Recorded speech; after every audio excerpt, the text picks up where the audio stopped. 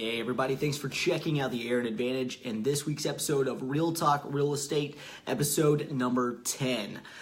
Before I get started here this evening, the first thing I want to talk about is the fact that this is going to be the last episode of Real Talk Real Estate for 2017.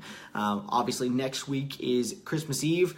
Next week is Christmas Day. The following week after that will be New Year's Day, and then I will be coming back live at 5 on January the 8th. That is actually my birthday for 2018, but I will make sure that I do another live episode starting in January. So, in the next couple weeks, I'll probably still be posting different videos and different things like I do all the time on my page.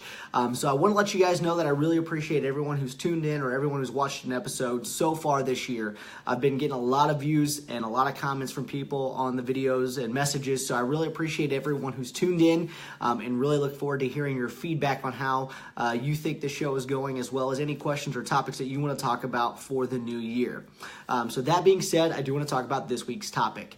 You may or may not have seen the video I posted last Wednesday with Tyler Hinds. I'll link to the actual video in the comments down below after this video is finished up, that specifically talks about different mortgage myths that that I wanted to dispel, whether that be about the amount of down payment that you need to have or what all is required in getting a mortgage or anything like that. So I'm not going to rehash all of that in its entirety here tonight, but I did want to talk about specifics on getting a mortgage that I think were super important that I may have glossed over a little bit too quickly. So one of the first things that we did talk about was how much you had to have for a down payment and where that all came from. So I'm not going to go back into those numbers, but one thing I do want to talk about is the fact that you do have to have verifiable funds when you're getting a mortgage. And something that I realized that I didn't talk about enough last week with the millennial home buyers and the first-time home buyers and everything else that's going on is the fact that you have to have verifiable funds when you're purchasing a home. So you can get gifts and do all these other things, and there's ways around that. But when people are making an offer, they have to put down what's known as earnest money. Now, this earnest money deposit is actually not a requirement of any kind, but it is something that we always kind of put up as what is known as good faith money, or as kind of the money that shows your dedication to the offer that you're making. With first-time homebuyers representing a fairly large portion of the market and millennials these days not utilizing checkbooks like they have in the past, this has become a bit of an issue moving forward in real estate transactions, because utilizing cash or a money order or a cashier's check don't always necessarily constitute verifiable funds. That money, to be verifiable, has to have been money that's in your account that's been there for 60 days or more. It can't be money that you found. It can't be a gift from someone else. You can't use cash to buy a money order or things of that nature. It has to be something that we can go back to the bank and prove that this is normal, sustainable income that you get, that you can utilize to move forward with that. And that becomes a big deal because that's part of the process of actually getting the mortgage on a home that you're wanting to purchase. So that is something that we need to talk about, and something that I try to bring up to buyers prior to getting into a position where they're ready to make a purchase on a home and when they're ready to make an offer. If you don't have a checkbook, it's not uncommon to not have that. We just need to know about the process of how that's going to go, because there's certain things that we may have to put into place in certain aspects of how the transaction is handled once we move forward on that. So what's typical in those situations, if you do utilize money for your earnest money that is not a verifiable source, like you have that cashier's check or that money order, maybe you paid cash for it, typically what's going to happen is toward the end of the process, we're going to have to do an amendment to the purchase agreement where we're changing the terms, showing that the verifiable source wasn't there, and we had to remove that earnest money from the purchase agreement to have that returned to the buyer at the closing. Now, the listing company is going to be the one who's holding that earnest money in the state of Indiana. They act as the escrow agent for that money. So we're going to need to know that in advance to make sure that we have an opportunity for those companies to be able to cut that check back.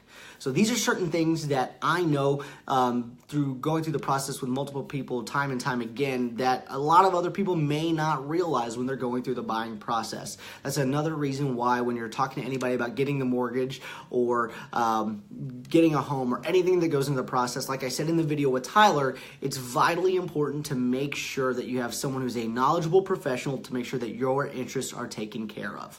If you ever have any questions about the buying process, before we ever start looking at homes, I love to sit down with my buyers and have a conversation about specifically what goes into the process from step one till moving into the house, so that you know before you get started exactly what needs to go into the entire process of getting pre-approved and actually making the offer and purchasing the home.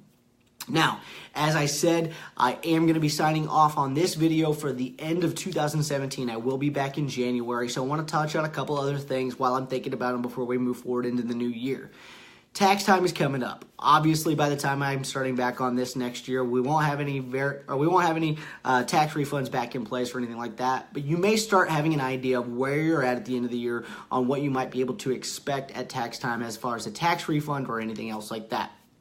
That money, when it comes back to you, is automatically verifiable because it is an IRS document that is filled out and filed with the IRS, so you know exactly what your refund is going to be. So that is what's going to constitute a verifiable source immediately. You can actually utilize that money as soon as you receive it back as a down payment on your home in the next year. So, as I mentioned in my video last week, interest rates are still looking at being a great figure in the coming year. They're kind of estimating they'll be in the 4.5-ish range on the top end by the end of the year. So the first and second quarter, while the interest rates are still low, it's going to be a great time to purchase a home. So in the meantime, if you've got any questions about anything that pertains to real estate, send me a message here on my page, facebook.com/theAaronAdvantage. Send me any message you like. You can also give me a call anytime at 812-779-6273. I'm going to be working on making sure that I answer all your questions and provide as much value as I possibly can.